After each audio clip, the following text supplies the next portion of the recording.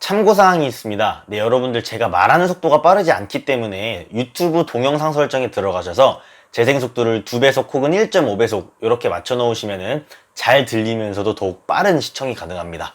참고 부탁드릴게요. 해커스 채널은 올바른 사이버 문화와 해킹이라는 기술을 올바른 목적으로 사용하는 화이트 해킹을 지향합니다. 불법적인 블랙 해킹에 관한 유익한 정보는 다루지 않음을 알립니다. 네, 안녕하십니까. 해커스 채널 김주환입니다. 네, 오늘은 이제 전편에 이어서 2차전 해킹 전쟁, 일본과의 해킹 전쟁 2차전에 대해서 제가 말씀을 드리려고 하는데, 이거는 전 영상을 안 보시면 조금 이해가 안 되실 수도 있기 때문에 전 영상을 꼭 보고 오시기를 추천을 드릴게요. 또한 정말 무의미한 이런 오해들의 확산을 막기 위해서 말씀을 드리는 거지만, 저는 일본을 싫어하지 않습니다. 뭐 혐한을 하는 어떤 그런 일본 사람들은 뭐 저도 싫어하겠지만, 그렇지 않고서야 제가 그 사람들을 싫어할 이유도 없고요. 저도 일본의 친구들이 꽤나 있기 때문에 그 친구들까지 다 싸잡아서 이유 없이 비난하고 싶진 않습니다. 그렇게 2010년도에 3.1절이 한국의 대승으로 끝이 나고, 그 이후에 동년 8월 15일 광복절은 크게 무슨 소란 없이 지나갔었던 것 같아요. 전에 이 전쟁을 했었던 이 집결소인 이 테러대응연합이 네이버한테 제재를 먹고 공중분해가 되니까 이제 애국지사연맹협회, 줄여서 에지언이라는 카페로 다 이제 이동을 했다고까지 말씀을 드렸었죠. 이렇게 에지언으로 다 이제 이동을 했는데, 아무래도 이 테러대응연합이라는 카페가 이전에 테러 모의 막 이런 걸로 이제 블라인드를 먹으니까, 또 이 다음에 또 블라인드를 안 먹게 조심해야 될 거 아니에요. 우리가 사이트를 직접 만들어서 운영하지 않는 이상. 그래서 네이버 안에서 이제 조용히 활동을 하기 위해서 이 애국지사 연맹협회라는 카페에는 온건파들이 되게 많이 모입니다. 근데 이것도 이제 테러에 대해서 비교적 온건파라는 거지, 뭐 이 카페에도 되게 비정상인 사람들 되게 많았어요. 저를 포함해서 되게 어떤 일반적이지 않은 그런 행동과 말을 하는 사람들이 되게 많았는데, 이게 또 말이 좋아서 사이버 전쟁이지 사이버 테러잖아요. 또 이런 거를 또 사람들이 또 주의 비판을 통해서 많이 듣게 되다 보니까, 이 급진적이거나 이 레디컬한 어떤 이 2차전을 원하는 이 사람들이 우리가 모여있을 수 있는, 이 외국으로부터 사이버적인 어떤 공격이 들어왔을 때 우리가 맞대응을 할 수 있는, 이 모여있을 수 있는 이 장소가 필요하다는 이 필요성을 느끼게 되다 보니까, 그러다 보니까 사람들이 많이 이제 화를 가라앉히고 좀 이성적으로 이 사건을 바라볼 수 있게 됐었던 것 같아요. 저는 그래서 이 에지연 때부터 본격적으로 활동을 되게 많이 했습니다. 아마 이때 뭐 에지연에서 저랑 같이 활동을 했었던 사람들이 이 영상을 보신다면 되게 뭐 웃길 수도 있고 하겠지만, 아무튼 저는 그때 활동을 되게 많이 했습니다. 아마 제가 이 이야기 계속하면 제가 누군지 어떤 닉네임으로 활동을 했는지 알게 되실 거예요. 굉장히 멍청하고 부끄러운 저희 흑역사인데, 아무튼 이렇게 사람들이 이렇게 뭉쳐 있다가 여론이 생각보다 되게 부정적이었다고 제가 말씀을 드렸잖아요. 그 판을 읽고 사람들이 이제 그 에지연의 그 수뇌부가, 우리가 과연 일본과의 사이버 전쟁을 매년 연례 행사처럼 단지 우리 반일 감정에 근거해서 어떻게 보면 목적 없이 이렇게 진행을 하는 게 옳은 것인가에 대한 어떤 고민을 되게 많이 했었던 것 같아요. 이게 이 카페에 끊임없이 유입되는 사람들이 굉장히 많았었는데, 이게 이제 테대연의 여파도 있었었고, 이제 막 3.1절이나 광복절만 되면 막 그냥 심심하니까 일본 패러 가자 정도의 굉장히 추상적인 수준으로 이 사건을 인지하고 유입되는 사람들이 되게 많았어요. 그러다 보니까 이제 고민을 많이 하게 된 것 같은데, 이제 그러다가 이제 2010년도 광복절에는 공격하냐 마냐 이걸로 이때도 그 인터넷이 굉장히 뜨거웠는데 결국에는 공격을 가지 않는 걸로 어떻게 결정이 나서 이때는 굉장히 조용하게 그냥 지나갔었던 것 같아요. 그렇게 시간이 지나고 2011년도 3.1절 또 그냥 지나갔고, 그때 2011년도 8월 달쯤에 돼서 7월 말 8월 초쯤에 이때 또 한일 관계가 정말 다시 최악으로 치닫습니다. 자민당 극우 의원들이 우리나라 독도에 무단으로 출입을 해요. 여권 없이 그냥 배였나요? 배를 그냥 타고 의원들이 그냥 와가지고 무단으로 그냥 들어와 버립니다. 이거 인터넷 찾아보시면 금방 기사 찾으실 수 있어요. 이것 때문에 정말 엄청나게 이슈가 많이 됐었고, 또 게다가 그때 우리나라 여자 연예인이었었던 분이 막 권투를 잘 하시는 분이 이시영이었나요? 그분이 있었는데, 그분이 일본 어떤 복싱하는 예능 프로그램에 나가서, 저도 디테일하게는 잘 모릅니다. 그때 기사로 들었을 때 성인 남성 권투 하는 사람이랑 매칭을 시켜버려요. 아무리 이시영이 권투를 하고 경력이 있는 사람이라고 쳐도 그래도 성인 남성이랑 이게 붙다 보면은 많이 얻어 터질 확률이 높겠죠. 그렇게 이제 이시영 이 선수가 이때 정말 참패를 당하고 정말 많이 두드러 맞아가지고 막 얼굴도 막 많이 멍들고 막 이랬어요. 이걸 이제 우리나라가 뭐 왜곡적으로 보도를 한 건지는 모르겠지만 일본에서 게스트로 이시영 불러낸 다음에 막 성인 남성 이렇게 세워놓고 이시영을 막 악의적으로 두드려 팼다 막 이런 식의 기사가 정말 많이 나왔어요.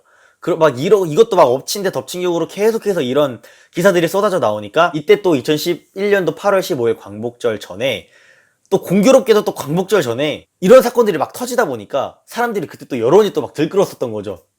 아, 우리 이거 일본 놈들한테 응징해야 된다. 그래서 이때 다시 뭐 디시인사이드 뭐 포함해서 여러 커뮤니티들에서 이제 다시 한번 일본의 공격을, 보복 공격을 가야 된다 뭐 이런 여론이 생겨요. 근데 이제 우리가 또 바로 작년에, 당시 바로 작년에 우리가 있었던 일본과의 사이버 전쟁을 통해서 굉장히 많은 것을 배웠죠. 게다가 2010년도 3.1절에 갔었던 그 공격은 일본 놈들이 먼저 공격을 했습니다. 요게 이제 그거를 DC인사이드가 발표를 했어요. 일본 IP에서 이 공격을 받은 거라고. 제 기억으로는 그래요. 이게 아닐 수도 있습니다. 이제 이런 게 확인이 되니까 이제 우리도 뭉쳐가지고 공격을 했었던 거지. 지금은 이제 완전 정치적으로나 어떤 우리나라가 공격을 당하고 있다 뿐이지 뭐 실질적으로 뭐 일본 사람들이 우리나라에 뭐 사이버적인 공격을 해서 또 우리나라에 피해가 있었던 건 아니었기 때문에 그 당시에 더 찬성파랑 반대파가 굉장히 많이 싸웠어요. 그러다가 이제 저는 말씀드리면 그땐 찬성파였습니다. 2차전을 가서 걔네들한테 응징을 해야 된다 좀 이런 생각을 가지고 있어서 그 당시에는 자랑하는 거 아닙니다. 그러다가 이제 또 인터넷 커뮤니티에서 다 사람들이 모여서 또 다른 카페가 하나 세워져요. 이게 이제 넷 테러 대응 연합이라는 카페가 2011년도 7월 말쯤에 하나가 세워지는데 이 카페도 또 여지없이 또 뭐 10,000명 단위로 계속 회원수가 증가하고 아무래도 반일 감정이 굉장히 최악으로 또 치닫았었던 그런 시기였기 때문에 유입되는 사람들도 굉장히 많고 또 네이버 실검에도 오르고 네이트판이란다. 네이트 또 다음 이런 데도 실시간 검색어 1위까지 오르고 굉장히 이것도 엄청나게 이슈가 많이 됐었습니다. 이때 저는 창단 멤버는 아니었는데 조금 나중에 초기에 저는 수뇌부로 합류를 하게 돼요. 이때 이 카페 운영하면서 정말 얄팍한 수들이 다 동원이 됩니다. 이건 제가 나중에 얘기를 해드릴게요. 그래서 이 넷테러 대응연합 줄여서 넷대연 이 카페도 정말 테러 대응연합이랑 애국지사연맹협회라는 카페 못지않게 이슈가 많이 되다 보니까 그만큼 사람들도 많이 늘어났다고 말씀을 방금 드렸는데 근데 이때 제가 좀 느꼈었던 것 같아요. 느꼈다기보단 여론이 그랬습니다. 우리나라가 역사적으로 일본에 대한 이런 아픔이 있는 것도 모자라서 일본이 요새 막 국제적으로 한국에 미운 짓을 너무 많이 하는 거예요. 근데 이제 한국 정부가 당시 이제 이명박 정부였었는데 한국 정부가 마땅한 대응을 못하고 계속해서 이거 일본한테 두드려 맞고 있으니까 우리나라 네티즌들이 참다가 우리가 쟤네 막 다 조져서 복수를 대신하자 막 이런 굉장히 지금 생각하면은 정말 폭력적이고 그런 좀 웃긴 그런 어떤 게 메인 주된 여론이었습니다. 참 철없는 생각이죠. 이때 정말 2010년도보다 더 치열하게 접전을 했습니다. 이때 어땠냐면 정보전이 정말 심하게 했어요. 왜냐면 일본 애들도 호되게 당한 경험이 있다 보니까 얘네들도 이제 그거에 대해서 맞대응을 하기 위해서 정보전을 굉장히 많이 했어요. 막 우리 그 넷대연 카페에 스파이를 심어가지고 이제 구글 번역기 같은 거 돌려가지고 얘네들이 지금 여론이 어떻다, 뭐, 얘네들이 지금 우리나라, 그 일본 측에 공격을 뭐 언제쯤 올 것 같다라는, 이런 것들을 막 정보를 퍼다 나르고 하면서, 정말 치열한 어떤 폭풍전야 같은 그런 일이 있었죠.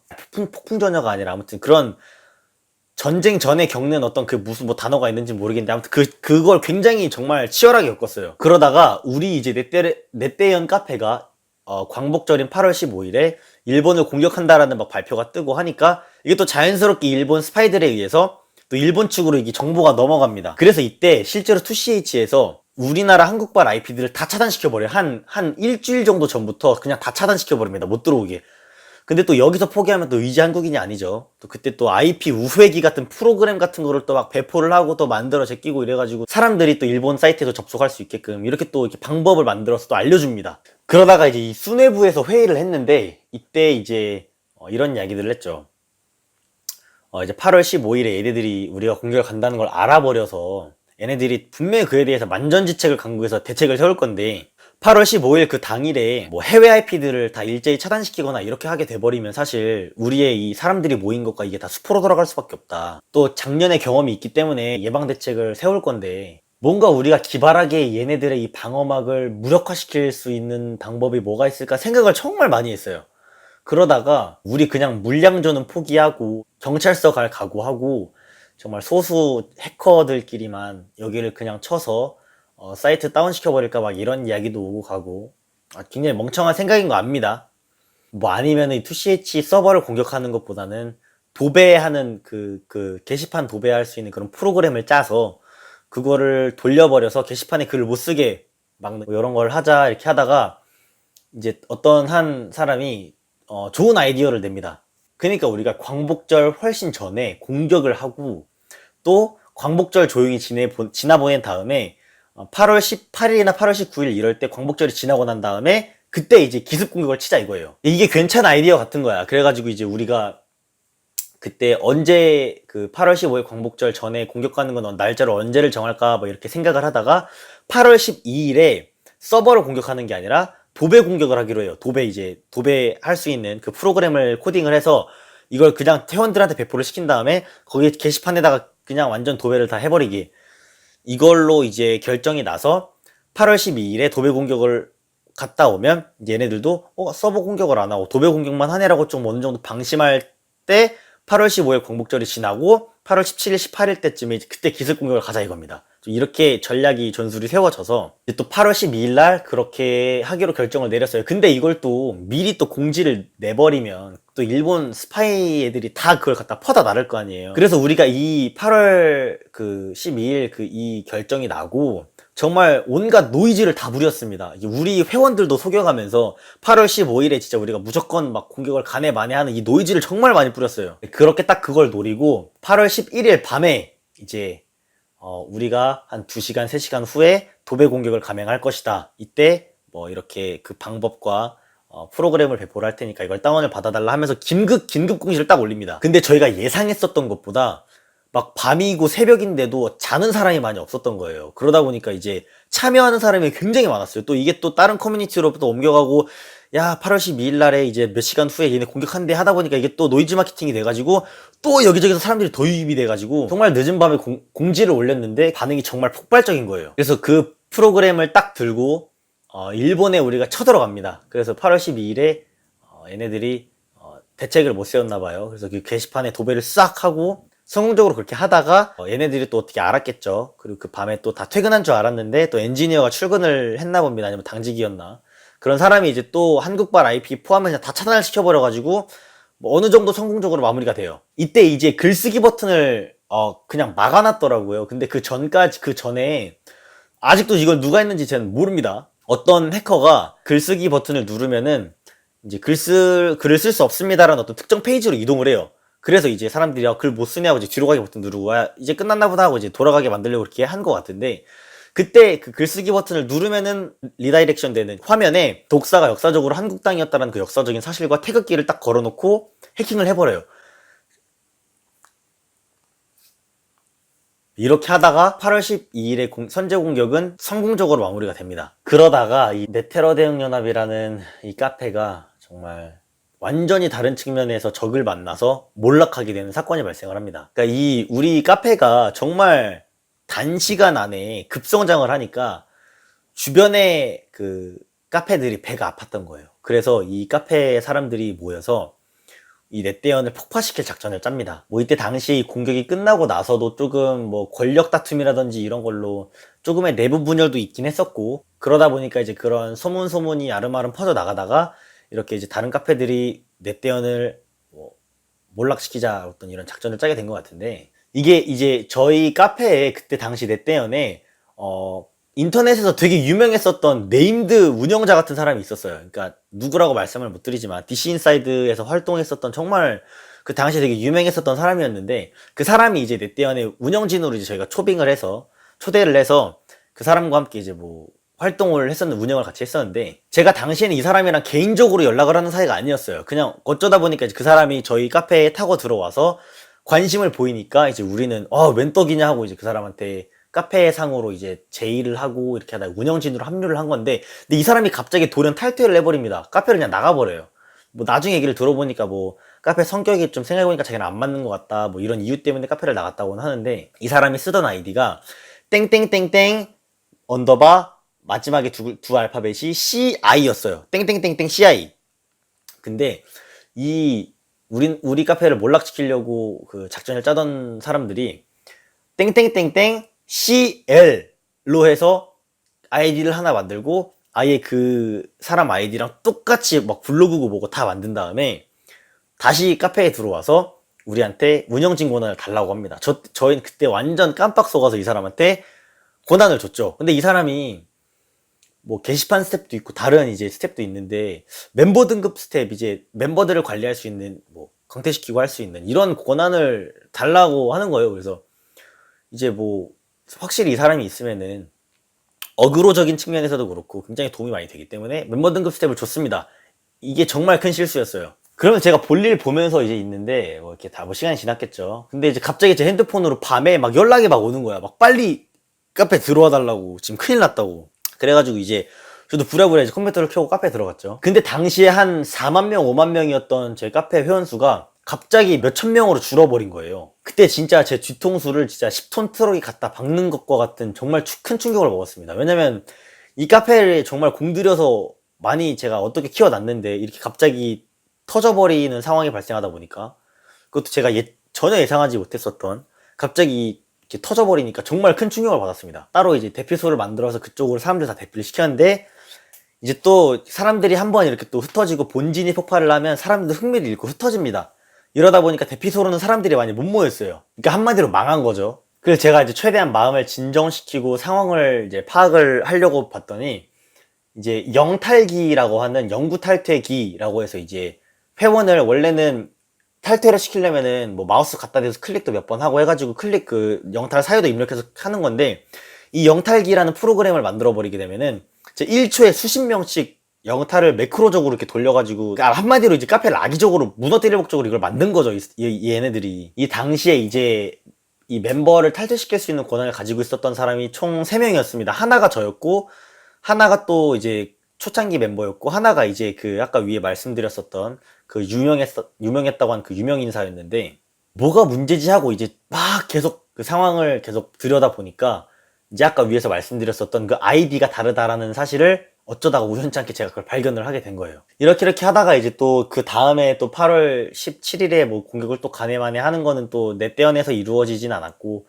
하다가 이제 저는 카페 책임자로서 쫓겨납니다. 카페에서. 그또 대피소에도 한 10,000명 정도 회원들이 모이고 정든 사람들끼리 자기들끼리 또 커뮤니티적으로 활동하고 지냈었던 그런 카페가 됐는데 그때 이제 저는 쫓겨났죠. 이제 왜냐면 책임자였던 사람이 책임을 지고 뭐 굉장히 욕도 많이 먹고 그러다가 이제 쫓겨났는데 이때 이제 제가 쫓겨났을 때 이게 내가 했었던 이 일들이 다 불법적인 일에 지나지 않는다라는 사실을 정말 크게 깨닫고 뭐 제 주변 사람들도 저를 많이 이제 설득을 했고 또 이러다 보니까 이제 저도 화이트 에코로 전향을 하게 된 계기가 됐죠. 그러다가 자연스럽게 저도 온건파가 되고 또 팀 H4C 지금 제가 활동 중인 운영 중인 이 카페 이 팀도 해킹팀도 제가 뭐 결성을 하게 되고 그러면서 현재에 이르게 됐습니다. 또 이 이후에는 2011년도 이후에는 일본이랑 마땅히 이렇게 막 뭐 모여가지고 전쟁하고 이랬던 일이 없어요.